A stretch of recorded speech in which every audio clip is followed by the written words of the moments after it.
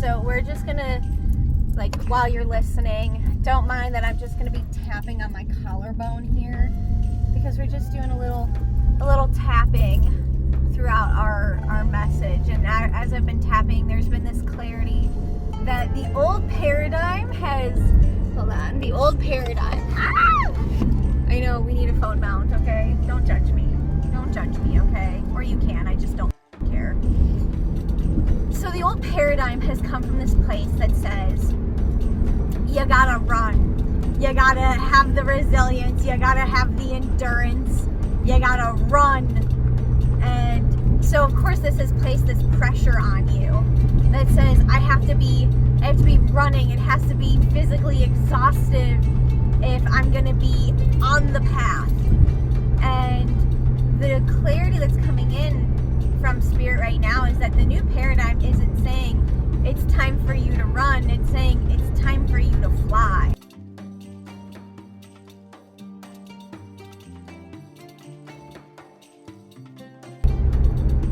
Oh, it reminds me of this old Jonas Brothers song from like a long time ago. This was back like when the Jonas Brothers first started. Don't mind me, I was obsessed with the Jonas Brothers growing up, okay? Like I was so obsessed as a little girl. And their one song was called Time for Me to Fly. And the lyrics were time for me to fly, time for me to soar, time for me to open up my heart and knock on heaven's door. And I don't think of heaven in like this religious sense. I think of heaven as like we're co-creating heaven now. That like if it like it's all a dream and you're co-creating heaven now, and that hell is a state of mind. And so like that song is like playing, and it makes me think of when I was a kid. Like I was raised in religion, and I never resonated with it. I always felt like a weird distortion and a disconnect with it. But I went through the whole like confirmation and everything. Like I was raised in a Lutheran church, and I was confirmed in the Lutheran church as well. And for part of my confirmation, like I played the guitar terribly. I didn't actually know how to play the guitar. I was just banging around on some strings, okay? And, you know, so I played, you know, this song completely by ear. Like I literally like played the song in the background and then was like banging my guitar to like somehow match. I had no clue what I was doing. Probably sounded terrible, but that's okay. I was a child, you know. I was a child. I was like 12, maybe younger. And so I remember playing that song, and so that song kind of coming in just brings up that memory for me of, oh, like I'm here like, this is your confirmation. Ah!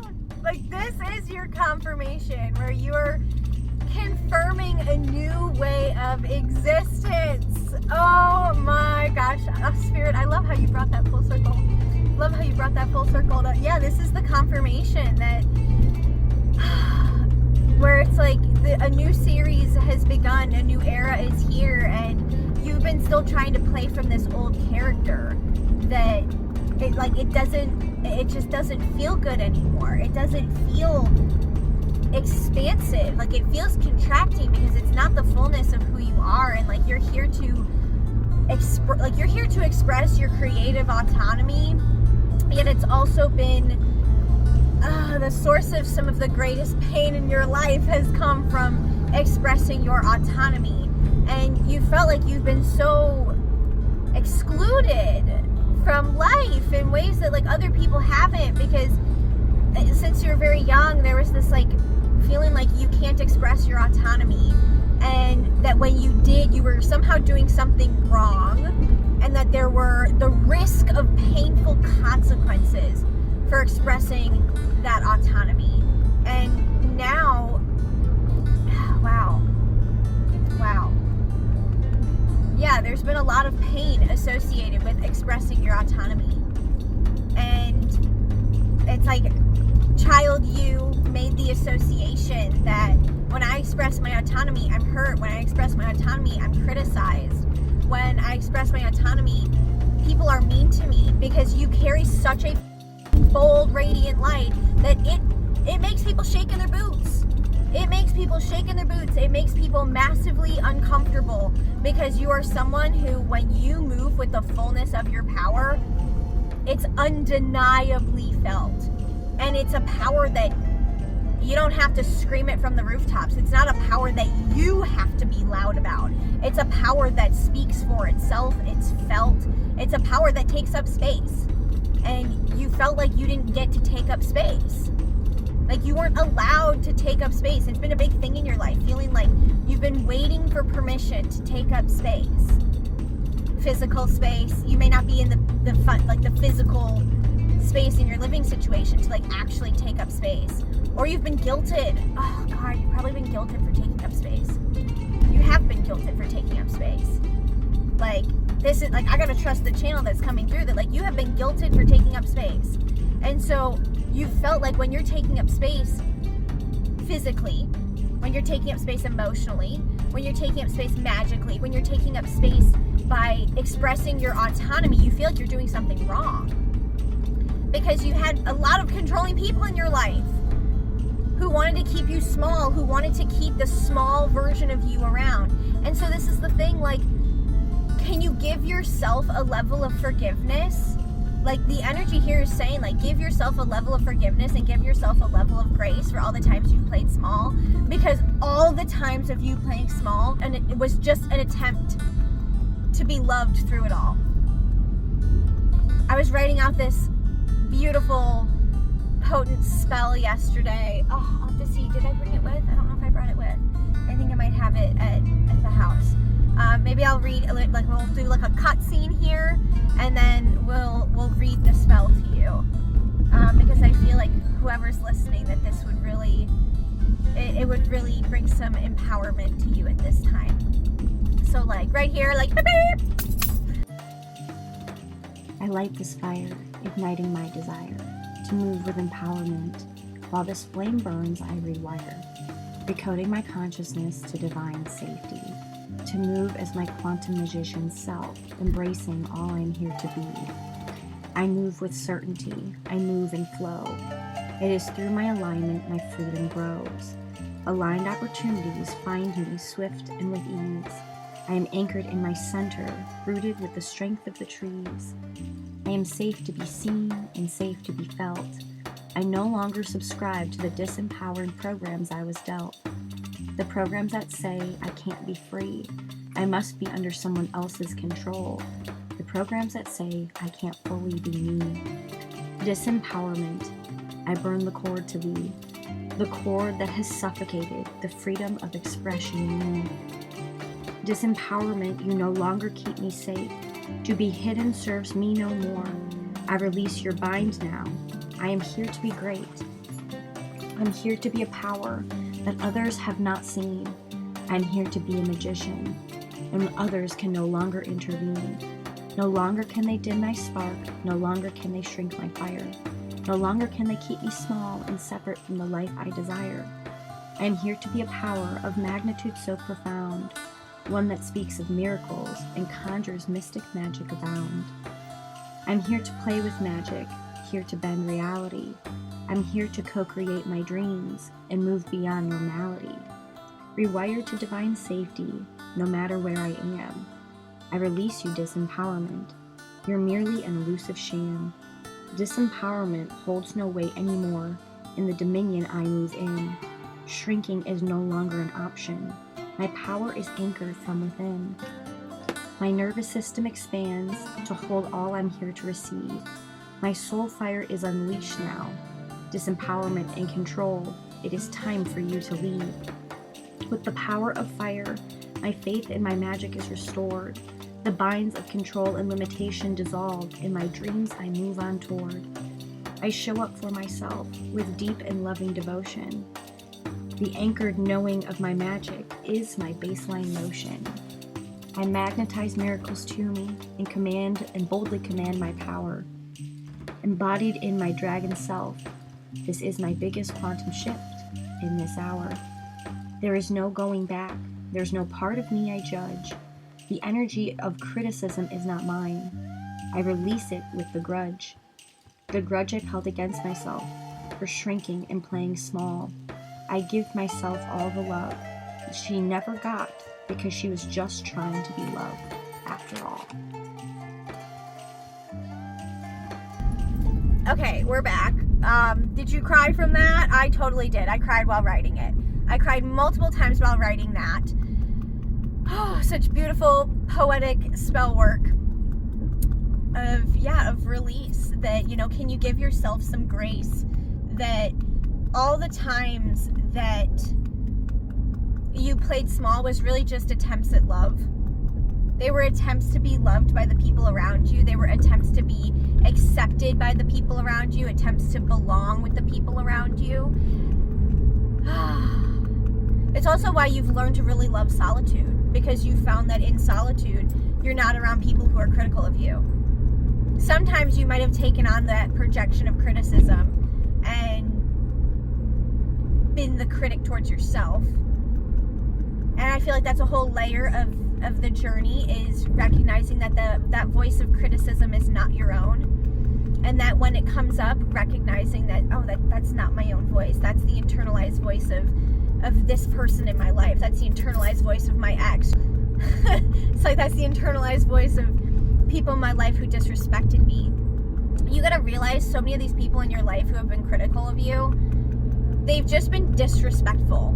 They've been disrespectful, they've been rude, and you internalize their projections as truth. And the only reason why you internalize it as truth is because you were probably gaslit from a very young age. Like, you've been, whoever is also listening to this, you've been gaslit a lot. You've been gaslit a lot, and you were taught so young that, like, you can't trust your reality as truth. You've had other people just invalidate your reality.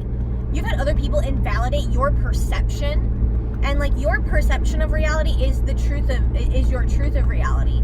And you've had people who have completely invalidated your perception, completely invalidated your feelings.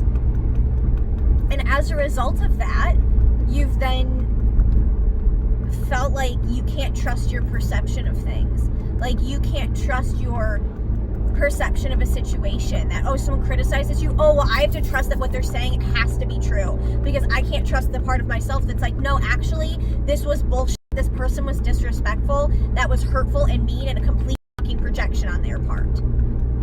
This is the era where it's like the old identity, like, you can see that the old identity is just a sham. It's just a sham. It's just a coat that you have been wearing for way too long, and that coat is so heavy. And it's like, the vision I'm getting is you've had all these people in your life, and like the only way they've been able to take off their insecurity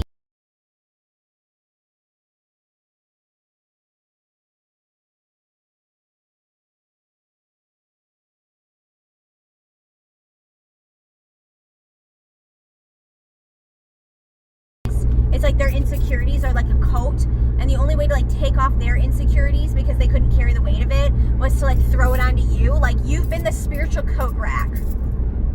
Like, you have been the spiritual coat rack that somehow needs to be in part of the message of the header, the thumbnail here. You have been the spiritual coat rack, and everyone has thrown their coats on you, and this has forged a level of grit and a level of strength within you. And you're at a point now where it's like, I'm getting like the vision of you like shaking off, like you're shaking off the coats. Like, I've been watching Harry Potter recently. I watched like almost every Harry Potter movie, which I love to do in the middle of fall. Like, it's my favorite time to watch the Harry Potter movies. And it's like you're shaking off the coats, kind of like when you see the Whomping Willow and it just like shakes off all its leaves. Like, that's you. Like, you're shaking off all these coats, and you're recognizing that these are not who you are. These aren't your coats to wear anymore. These aren't your insecurities. Those are all just projections from other people who have wanted to keep you small, wanted to keep you in a level of control so that their own insecurities were not exposed. Because this is the thing, you are such a deep soul. You have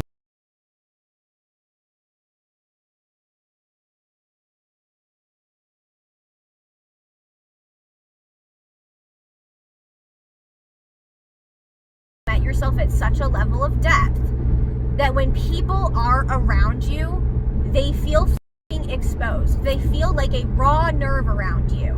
Because when you have sat with a depth of yourself and been present with the depth of your own insecurity, which all of these people's projections, like, they have served you. That whole part of your journey has served you because it has brought you to really sit with yourself and be present with yourself. And be present with those feelings of feeling invalidated. And learning then to validate yourself, to no longer be seeking that from other people, because you've realized that the people that you've been seeking it from have never been able to give it to you because they can't even give it to themselves. And you've had a lot of people who have been very controlling over you. They've been controlling because you shine so bright. But when you shine so bright, you reveal all the darkness that other people around you have not wanted to look at in themselves. And because you've sat with that darkness in yourself, it's natural, like, you're naturally comfortable with that because you've sat with those parts of yourself. You've brought love and presence and grace to those parts of yourself. But when you're around other people who have not done that inner work, that inner sifting, that inner alchemy, they feel super exposed around you and they feel very uncomfortable, which is why you've had people who have tried to just, like, get you to shrink at all costs. And the only way they could get you to shrink was just to be fucking terrible to you. They've known that you're a sensitive soul. And that's been the only thing that they have been able to utilize to shrink you. But this is the era where, like, you won't shrink anymore. You will not shrink anymore. You will not waver in standing in your power because you realize part of you has been afraid of experiencing that pain again of other people criticizing you, other people judging you, other people being mean to you. But you also need to realize, and that's why I'm here to reveal this to you and to myself in this moment, that, do you want to know what's been more painful? Hiding who you are. Do you want to know what's been more painful? Shrinking yourself. Feeling like you don't get to express your autonomy. Like, you've had people who have literally brainwashed you into shrinking yourself. And it's like subconsciously taught you, if I don't be too big, then I don't ruffle feathers. If I don't be too big, if I don't be all of who I am, then I stay safe. But you're not safe there. You're not actually safe there. You are most vulnerable when you are shrunken. You are most vulnerable when you have shrunk yourself. And you are here to do it different. You are here to show up different. You are here to be different. You are here to walk a different path. You are here to own a level of power that other people have not fucking seen in your entire lineage. You are the one that your lineage had set. You are the one that was like, I will come here to liberate the lineage. You chose that. With the knowing in your soul that you are gonna have to do it different. Because the rest of your lineage has, oh, we've always done it this way. Well, that's given the same fucking results. And now you're seeing that, like, sorry, last minute braking of a vehicle going the opposite way down the road. You've had to go the opposite way down the road. The rest of your lineage and the people around you, especially like family dynamics and people close to you, have been like, you have to be going this way. But there's a deeper part of you that understands what you're here to alchemize and understands that you couldn't go that way. You had to go that way. You had to go backwards. And this plays into some of our other messages we talked about of, like, living your life in reverse entropy, living your life in reverse direction, where other people were really so focused on the outward growth for a long time, you were focused on the inward growth. And while you witnessed so many people around you have their outward growth, and you're like, oh, but what about me? When's that going to be my time? It's like you had to go through the inward growth because the outward growth that you are meant to have is meant to literally look like nothing your lineage has ever seen. It is meant to be that expansive. That it's going to blow back some people's hair. Okay? It's gonna blow back some people's hair, and some people are gonna be like, holy shit, how did you do that? Alchemy. That's fucking how. That's how. I had to sit with every single subconscious belief that was keeping me moving from an energy of limits. And I had to alchemize that. I had to be present with that shit. And you know what? That shit is not comfortable. It's why so many people don't fucking do it. But this is the thing. You chose to be the strong one of your lineage. So it's like, I'll come in. I'll alchemize. I'll be present with all of these conditioned limitations that were learned in my lineage, that have been imprinted in the cells of my lineage, imprinted in the DNA. I will be the one who comes forth and sits with all the things that everyone in my lineage avoided. Like,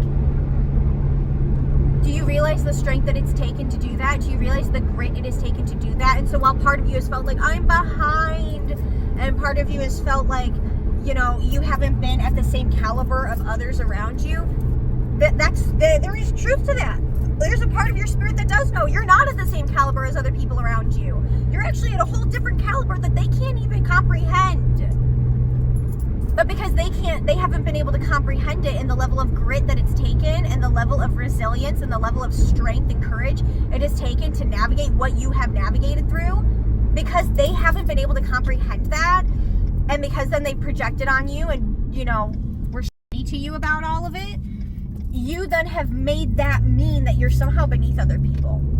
Like, there's been this old program of feeling like you're beneath other people, feeling like you're inadequate in some way, and so, like, Saya fucking Nara, like, we send that back to source right now, in this quantum now, across all time, space, and dimension. Clear completely from every cell, imprint, every aspect of the DNA in your body. It is removed now, dissolved. There is nothing inadequate about you. You were brought here with everything you needed to be who you are here to be. You are not here to be what everyone else in your lineage is. You are not here to be what other people are. You are here to be so f***ing uniquely you, because you are here to do it different. And yes, when you've shown up to do it different, you've had people who have criticized you, and people have said you're entitled, that, like, how dare you think you're entitled to not have to do it the way other people have to. And it's like, it's not you being entitled. It's you moving with your sovereignty. That's you moving with your autonomy. That basically is like, I can't. It's like, I can't move in the old way. Sorry, I had to honk the horn at an old friend. You know, it's like, you can't move in the old way. Your spirit will not let you. Like, your spirit has literally shown you time and time again. It is not that you're entitled, that you don't do things the way other people do them. It's that you physically, literally, biologically, emotionally, mentally, on every single plane, you just cannot. Because you are not coded that way. And when you try to move in a way that you're not, like, coded for in spirit, it just isn't going to compute. It's like you're living by an equation that doesn't compute with your soul code.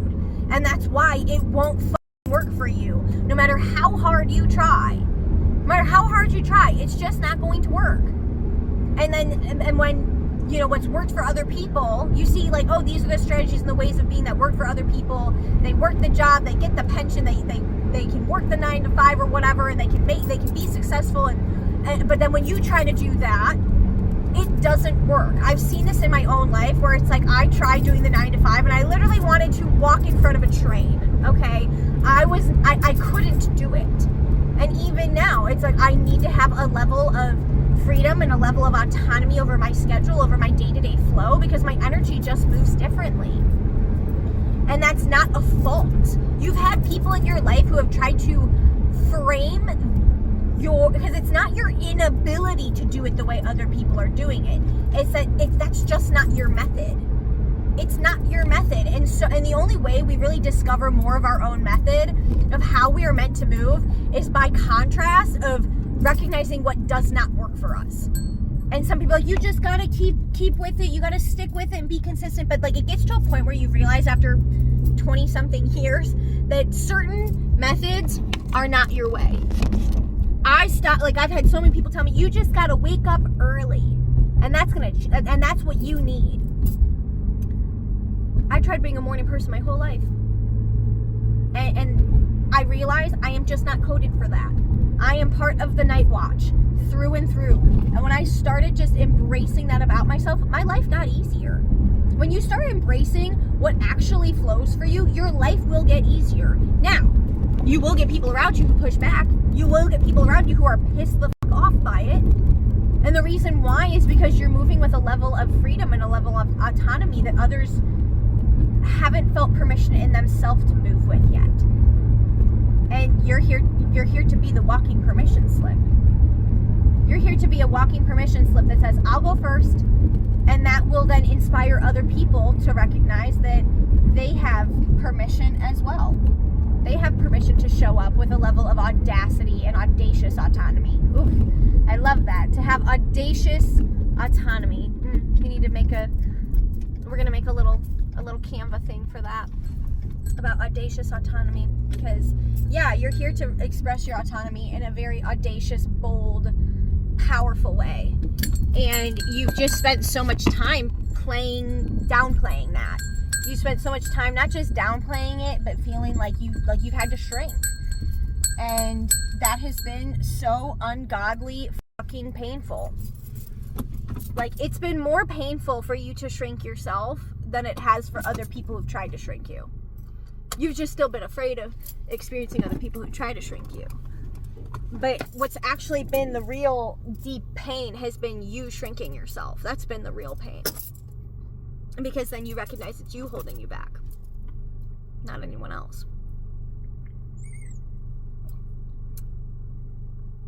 So this new era is not this new paradigm that you're existing in is not going to be moving from the old method that says you got to run. You got to run to where you're going. It says, no, we're going to fly. That moves from ease. That moves from flow. And guess what? You need resistance to have flight. So all the resistance you've had throughout these last few chapters, it's like, can you give loving grace to the version of you that has gone through that resistance, who has felt that resistance? Because there's been a part of you that's trying to keep yourself safe. And on a subconscious level, like part of your nervous system is like your regulatory system is trying to keep you safe because you've learned this is how I can be regulated.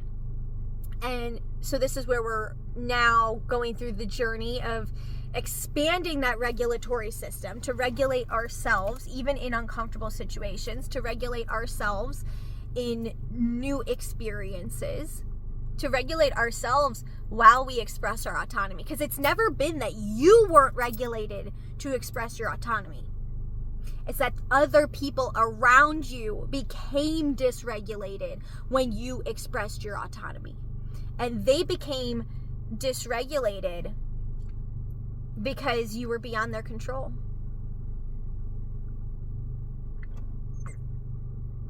You were beyond their control. And you were moving into a territory that others around you had not internally met within themselves to find safety in. And so because you felt that dysregulation, when you're a child, when you're growing up, we're always looking, and even as adults, we're always looking to co-regulate with people around us. Which is why if you are around stressful people, like stress seeps out of your pores. Cortisol seeps out of your pores, which is why if you're around a lot of stressful people, it takes a lot of awareness and diligence to hold your center, even if you're around people who are dysregulated. And to not take that on as your own, to not absorb that, and to not regulate with that. And whoever's listening to this, you've already mastered that. Like, you have mastered tolerance. You have mastered being able to regulate even amongst like very dysregulated people and in very fucked up situations. Like, you have learned how to regulate yourself. So now you're in the chapter of regulating that life gets to be good. Like, you've learned how to regulate in the chaos. You've learned how to regulate in the challenges. And now it's time to regulate in the peace. It's now time to regulate that, like, oh, I get to have this level of freedom. I get to have this level of freedom. I get to have this level of autonomy. I get to live my life in a different way. And I can trust that I'm going to be safe internally with myself, no matter how other people perceive of that, no matter how other people react to it. And just because someone else has a reaction doesn't mean that I'm doing something wrong. And so the shift that you're stepping into in this chapter, it's like, this is the most powerful quantum leap you've had yet. Is this. Of recognizing that you get to express your autonomy. You are safe to express your autonomy. And no matter what happens while you express your autonomy, you will make sure that you are safe. And you will reaffirm to yourself that I am safe. And if real danger actually does come forth, that you can trust yourself that you will remove yourself. You can trust yourself to keep yourself safe. Because so much of like the wounding that you experienced very early on was that you couldn't trust yourself. And it was never that you couldn't trust yourself. It was that you actually couldn't trust the people around you. And that like your intuition was always spot on. You were just gaslit into not believing your intuition. And you were told that you need to see reality for what it is. But honey, reality, it's not objective. There isn't one objective reality. The matrix system, or what I like to call the inverted system, because it's the invert to your divine nature, the inverted system wants you to think that there's one objective reality. But there isn't. Every person's walking around experiencing reality from their own lens. Reality is subjective. And quantum physics has shown that. The double slit experiment has shown that. The observer effect has shown that. That what you look at changes. So you can have two people looking at something and it changes according to who's looking at it. So someone else, you've had other people in your life who have projected their way of reality onto you as if that is the only reality there is. And so it's led you to doubt the reality that you naturally exist in and that you've been like dancing in and out of. And now this powerful quantum shift is you like, it's like I'm getting like you're anchoring on the divine stage of your own life to show up and no longer be dancing to someone else's tune, singing to someone else's symphony, singing someone else's tone in the symphony of life, you know, playing by someone else's script. You're now showing up and you're recognizing, I'm the author. You are now giving yourself self-authorization over your life. To be the author of your life. To be who you came here to be. Because you've known who that is for a long time. You've known. You've known. And I know whoever finds this, like, it found you for a reason. You've known. You've known. You've known that, like, you carry this potent power and, like, and you don't, like, sometimes you've been like, oh, if people are going to think I'm narcissistic if I just, like, really own this power. And it's like, no, you've actually dealt with real narcissistic people. Real narcissistic people, they don't actually have the power that they have because it's sourced internally. They have the power that they have, which is really just an illusion that's crafted and built from controlling other people to keep other people small so that they can stay the center of attention. You're not being narcissistic by fully owning that, like, yeah, you have a fucking potent power. And this is the thing. You've been targeted by people because you have a potent power. And it threatens people's illusion of their like illusion of power. There's been people around you who like you've dealt with a lot of narcissistic people who the only power they had was through controlling you and controlling other people to keep other people beneath them. It was never because they actually carried real fucking power. Because the thing is, like, at the end of the day, you can only carry a power that you have been initiated and refined. Beep of confirmation. You can only carry a power that you have been initiated and refined to carry and to wield. So people who try to steal other people's power by diminishing them, they really don't have power. That outward facing, it's like that outward facing view of power, it's just a coat. It's not actually who they are underneath. And your energy has exposed that. It's exposed that when you come around. So you're now moving in this new chapter that's like, oh, you get to show up and be bold. You get to be radically audacious with your autonomy.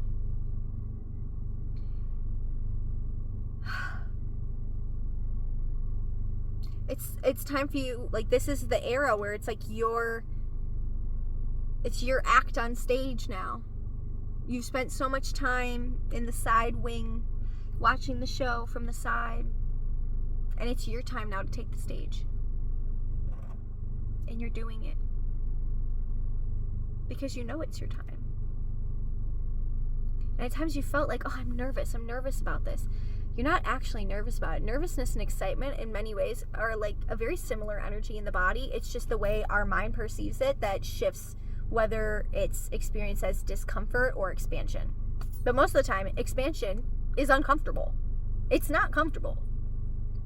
And you need to recognize that you have traversed and alchemized so much discomfort in your body, and that has expanded you. That's why when you are around other people, they feel that expansion of your energy just by you being in the room. You don't realize it because like that's who you are and you're always around you all the time, but like it's going to start to become very apparent. It's going to start to become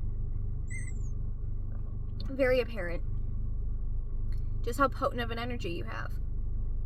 People don't target people target the potent energy in the room.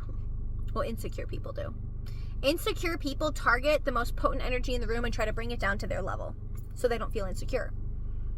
And so that's the very dynamic you've experienced over and over again, is other people like drag you down to their level of disempowerment. And this energy now is cutting the cords with disempowerment. You're currently going through a breakup with disempowerment. That's like, I am no longer allowing this disempowerment to run my life because it was never your disempowerment to begin with. It was other people's disempowerment that was projected onto you. Like you've learned how to dance. Oh, wow. You've learned to dance with disempowerment. And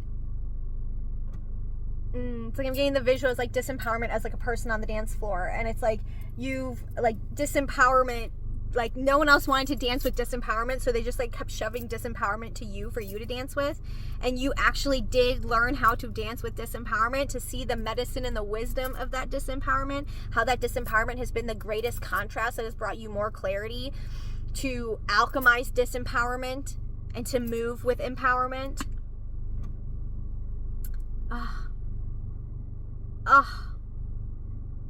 Like you are now in this space of dancing to a new rhythm where